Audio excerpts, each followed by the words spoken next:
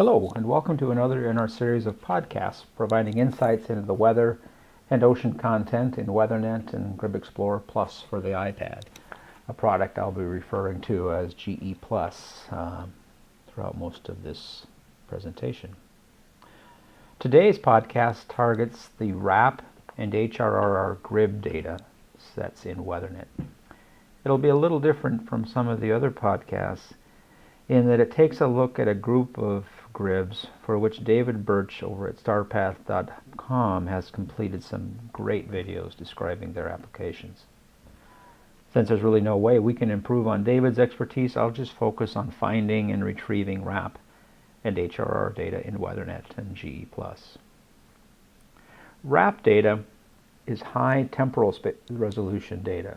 That is, it's producing forecasts on an hourly basis from hour 1 through hour 18.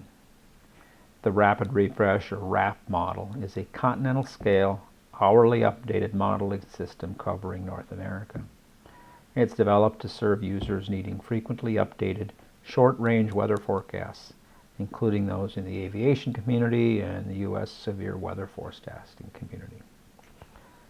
HRRR takes things another step, and not only is it forecasting on an hourly basis, it's forecasting on an extremely high spatial resolution of 20 data points per degree.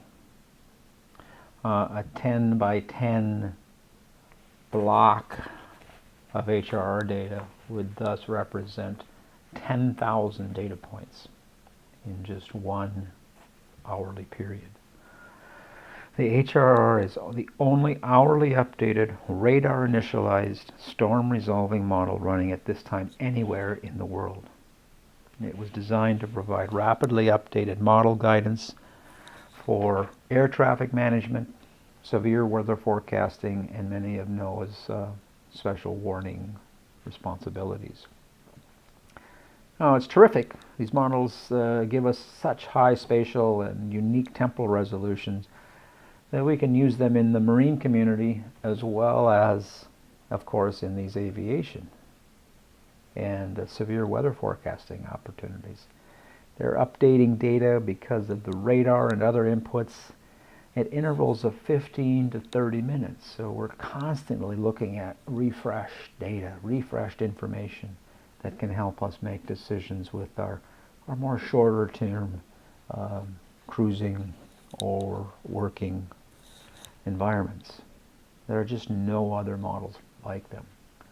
But because of these high spatial and temporal resolutions and the demands placed on both the human and the machine side of the equation to produce them, they only go out at these 18-hour periods. They only go out these 18-hour maximums to maintain the very high reliability in forecasting.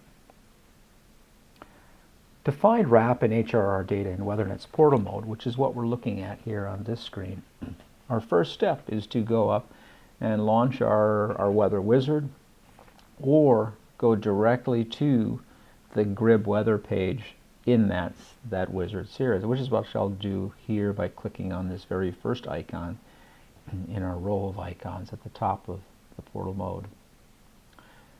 This loads us into the GRIBnet page of WeatherNet, where I select the general type of GRIB products that I want. There are slight differences in the data sets between what is offered by the WRAP and what's offered by the HRRR data.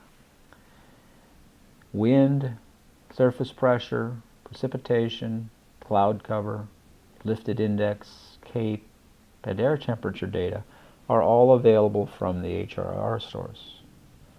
The WRAP model carries all of these except surface pressure, but adds in 500 millibar.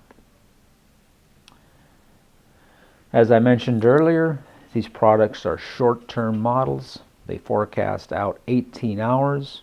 So in keeping and recognizing that reality, make sure that on this page you are selecting a forecast period of 1 day. You select a forecast period of longer than 1 day, then these models will not show up in your outputs. So let's select one day here. Let's pick the product that I'm interested in right now for demonstration, and that's wind. Unchecking all the others. Looks good, looks good. I press finish, and WeatherNet turns us back to the main screen of the portal mode. So step 2 of the process, we've told it in general the type of data we want and the period of time for which we want it. Now we want to tell it where in the world we're interested in finding weather data. Before I show you how to box that, we should probably talk about the different coverage maps of these 3 sources. There's a difference between coverage within the RAP sources and then between RAP and the HRRR. I'll do that by launching first the RAP NAM coverage map. NAM meaning North America. Pretty obvious, we're covering all of North America, actually reaching beyond that into eastern Siberia and all the way up into much of Greenland on the north, and then almost to Hawaii on the west and well over the Caribbean and the tip of Southern America on the east. How about the RAM high res? The RAM high res is often called the RAP CONUS model. CONUS standing for continental US, and you can see why for here. We cover the continental US, a bit of Canada, reaching up to the edge of southeast Alaska, all the way down into the lower portions of Mexico. In the Caribbean, we reach just past the edge, almost to the edge of the Dominican Republic, almost to Bermuda out here, and then up into southeastern Canada. Things tighten up even further when we look at the HRRR data. HRRR data really shrink things down. Now we're covering almost just the edge of the U.S. northern border, excuse me, down through to the edge of Cabo. In the Caribbean, we reach past the Exumas, not quite to the Turks and Caicos, and then up into Nova Scotia and the edge of the St. Lawrence and the Bay of Fundy up in here. So obviously big differences between the coverage of the models as the spatial resolution gets better and better, finer and finer. The coverage area of the models shrinks smaller and smaller. All right, let's go back to WeatherNet then and select our box. Taking a look at this box really quick, my arrow here is pointing to the lower edge of the box, and then if you look straight down, you see the pointer coordinates. It's basically 24 degrees north on the lower side and just under 29 degrees north on the upper side. A pretty good size box for these type of data, about 5 degrees by 5 degrees. And go slightly bigger, maybe 10 by 10 for the RAP data, but definitely 5 or smaller degrees when you're looking at these high-res HRRR models. How do I move my box around? I just redraw it. I move my arrow to what I want to be the upper left corner of the box, and drag it down to the right, and I just keep moving that around until I have a box I think is where I want it. I can change my map view by clicking down here, and it repositions the world. The whole world is in front of me, and then I can draw my box anywhere I want. For our purposes, I want an area that's covered by all the models. I want an area, because I'm going to be pulling in some HRRR data, that's about 5 by 5. I'm going to leave it here on eastern Florida and the Bahamas. All right, we've told it the type of data we're interested in, the period, where in the world we want it for. Now we move left into what I call this content tree here. This is the results of combining the type of data we're interested in with the location in the world, and the content tree then shows us what data is available. Of course, we've got the NavGem, the GFS data that's also available for one day, but since we're focusing on RAP and HRRR, I'll keep talking about that. We see a couple flavors of RAP. The RAP NAM we've been calling, the RAP North America, the RAP High Res, and then our HRRR data here. So we can pick and choose from any of those sets. One thing to point out before I do that is, see how we've blocked the RAP data? You'll notice here's for hours 1, 2, and 3, and then hours 1 through 6, hours 1 through 9, 1 through 12, and so on through 18. We do that recognizing the higher data volumes that you're dealing with. We let you then choose the set of data that matches both your needs and the connection type you're looking at. HRRR, we take it even another step further. We still block it into 3-hour blocks, but we don't combine those. We leave them separate. Of course, you can check more than one, but it's done to keep you mindful that you're dealing with data sets that can be quite large. All right, let's look at that. Let's look at the data now itself. So let's start by downloading the RAP NAM model. I'm going to pick the first hour, 1, 2, and 3. I check that box. I press download, and then go. WeatherNet reaches out, dials through your satellite phone or whatever connection you might have, goes to the Everon servers at Oceans, pulls the data back to you, drops it on your computer, automatically disconnects the phone, and then when you click the close transfer window, it reaches out, finds GRIB Explorer, and then launches and places that data in front of you. Okay, here's the RAP NAM for that area focused on the Bahamas. Let's go back now, do the same thing, but this time pull in the RAP High Res, or what we call the RAP CONUS. Download, go. Again, reaches out, pulls the data in, close the transfer window.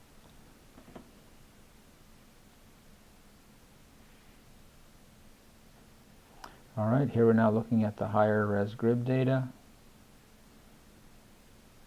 And let's go back and pull in once more the RAP, or now the HRRR data.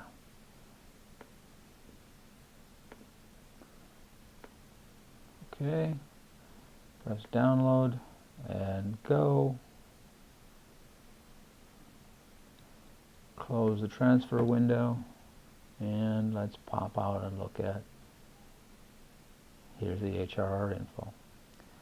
So we've loaded 3 different products, one after the other. I'd like to see them side by side, so I go up under Window and then Tile Vertical to do that.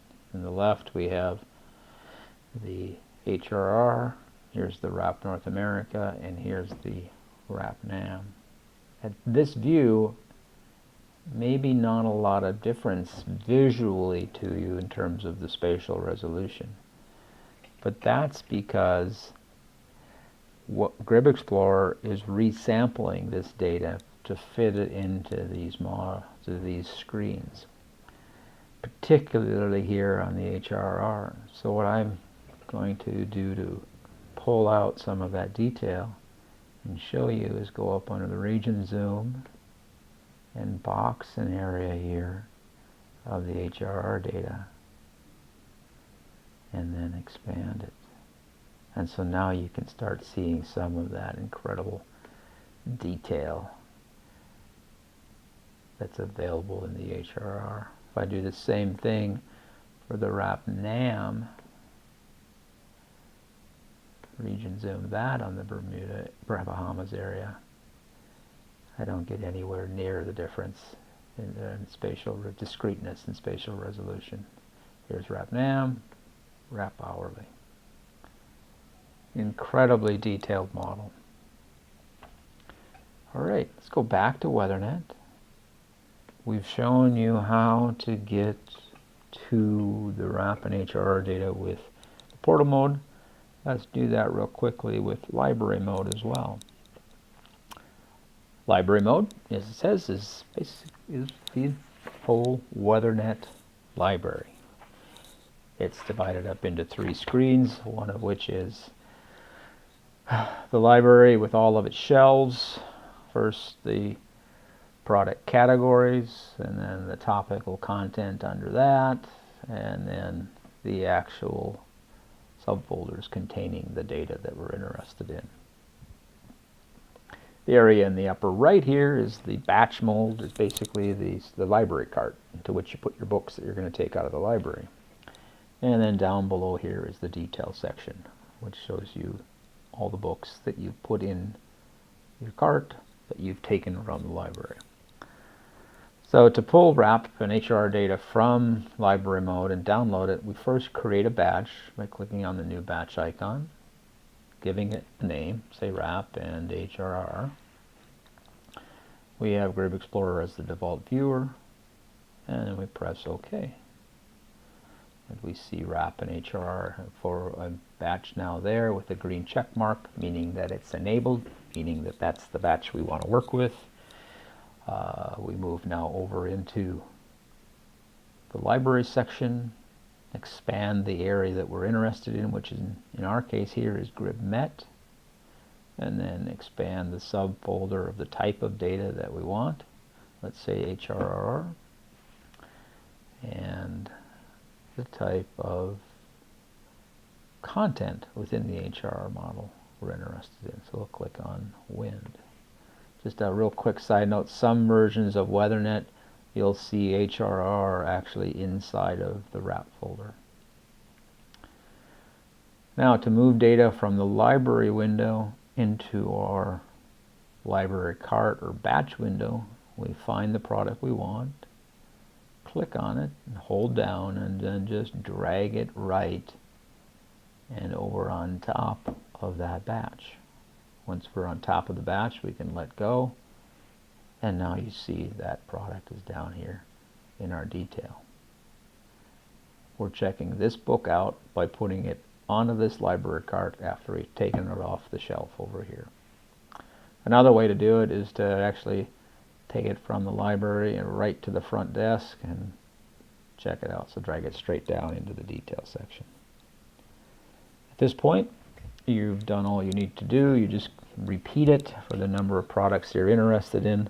Of course, you can put other types of information, buoy data, weather charts, satellite imagery, everything. You can open up any of these and drag any combination of files into a folder that's you're customizing for your trip or your route.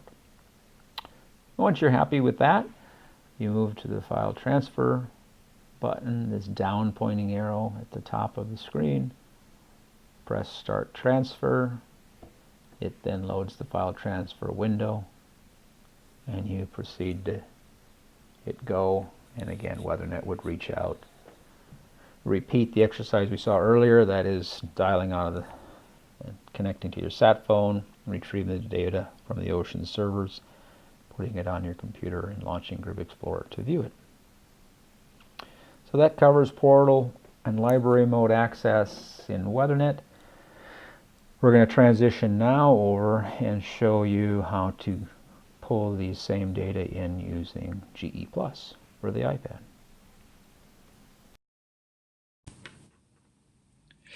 Of course, GRIB Explorer Plus for the iPad is available on the Apple App Store. Go there, grab it, download it. Here you see it now on my iPad. I'll tap on the GRIB Explorer icon at the top of the screen. It launches into a pretty vanilla sort of screen, but where I'm drawn to is the base of the screen down here where you see Select GRIBs. I'll tap on that icon. That'll take me to my download or my Select GRIB screen. And I'm going to just move from the top down to show you what the different features are. The direct connection area, that tells you how am I going to connect to the satellite, how am I going to connect to the ocean servers to pull the data in. I'm going to stick with the direct connection for this demo. That is my network connection. But I'm going to enter it, tap on it, and then click the direct connection option inside of there to show you that GE Plus can connect to a wide range of satellite phones, more or less almost any satellite phone, either directly or through one of our Sidekick wireless Sat-Fi routers. I'm going to stick with direct connection, press done, and done again to close the screen. We've talked about the duration, the forecast period a lot in the previous part of this podcast, so I won't harp on it here, other than to say we want to specify one of these top 6 selections for our access to the RAP or HRR data. Here it says RAP data only. It's including RAP and HRR data in that reference. We'll stick with 12 hours. Press done again to close that. The map region. We can move the map anywhere in the world by putting our finger on the map and pushing or pulling the map around. We can take our box and increase its size or decrease it by grabbing any one of its corners with our finger, holding on it and moving that in or out, up or down. We can move the box itself by putting our finger inside the box and then moving that box around. And then resizing it to get it to the area that we're interested in. I can pinch and zoom the map to zoom in and zoom out. Conventional iPad uses. Okay, I'm going to leave it there in the Sea of Cortez, the Baja region, and press done.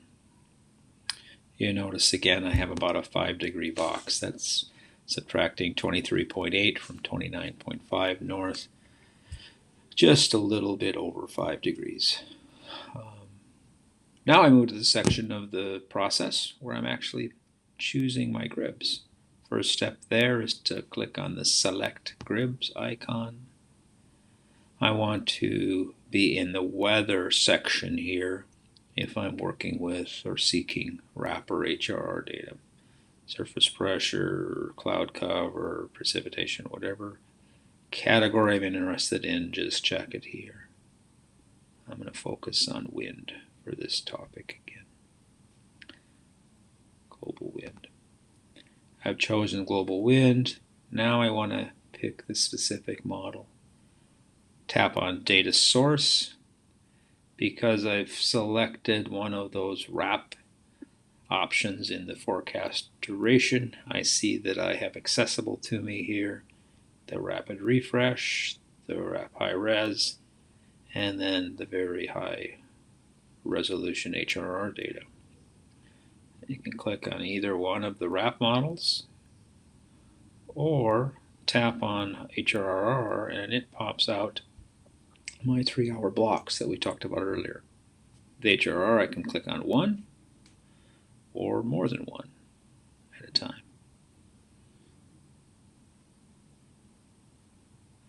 I'm going to start though by choosing the rapid refresh, the RAP fast, or what we've been calling RAP NAM in WeatherNet.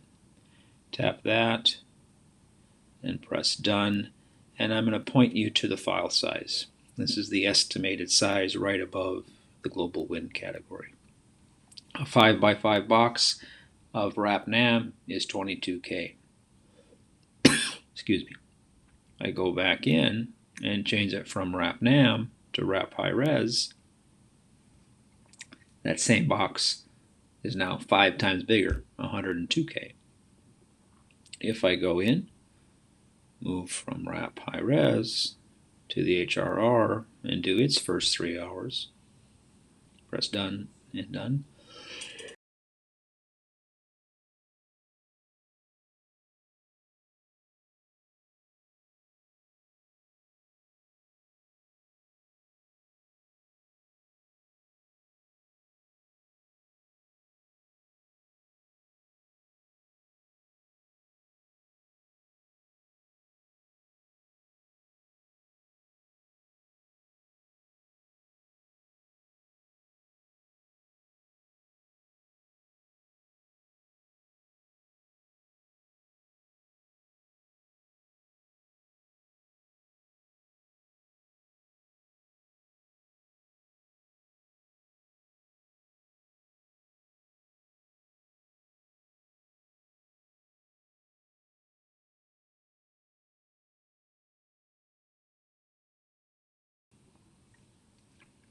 And what I want to do now then is just move up to the top of the screen, and when I tap download, GE Plus reaches out, dials through your satellite phone, grabs the data off the server, brings it back, disconnects, flips its screen, and then displays the data for you in its viewing page.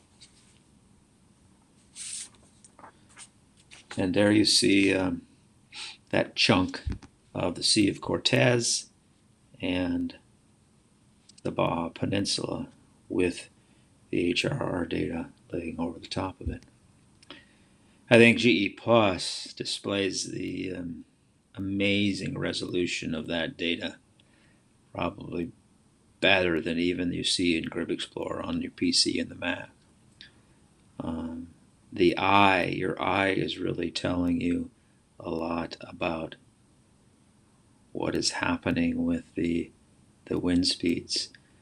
The wind fields in this case almost move because you've got so much resolution that your eye takes that and actually transitions it into a meaningful entity. I moved around our little wind speed palette, showing me the colors. Most of the colors in the Sea of Cortez are light blues. That means I've got speeds, 1, 2, 3 knots. As I get over to the eastern edge, things pick up a little bit as they get near shore. And then likewise, look what happens out in the Pacific. The waves coming, or the winds coming in off of the Pacific above 20 knots over here. We see the yellows and tinges of oranges and reds. So a lot happening out here in the Pacific. Things are staying pretty calm in the Sea of Cortez. We have an array of tools. I've shown you our little finger cursor, which gives you the wind speed, the point of the cursor. If I had downloaded 3 or 4 variables, it would show me what all those variables are at the point of cursor, as well as the lat and lon of that position and its bearing and range from our home or our vessel or our work camp, whatever it might be. The color palette is obvious. We have up here in the top our video play buttons, stop, pause, go to beginning, go to end, that you're all accustomed to. We also have a range of tools up here in the tool icon, just to the left of the globe. Route finder, that plots an A to B line and then shows us graphically, in this case, the wind speed underneath that line, and the wind flags are shown above the line. I can move my B end, or I can move the A end of the line to adjust things according to maybe a run line I'm looking at running, or a route I'm considering exploring. The time profile looks through the time that we're dealing with. In this case, we're only looking at 3 hours, but it's for this location, what's happening to wind over those 3 hours.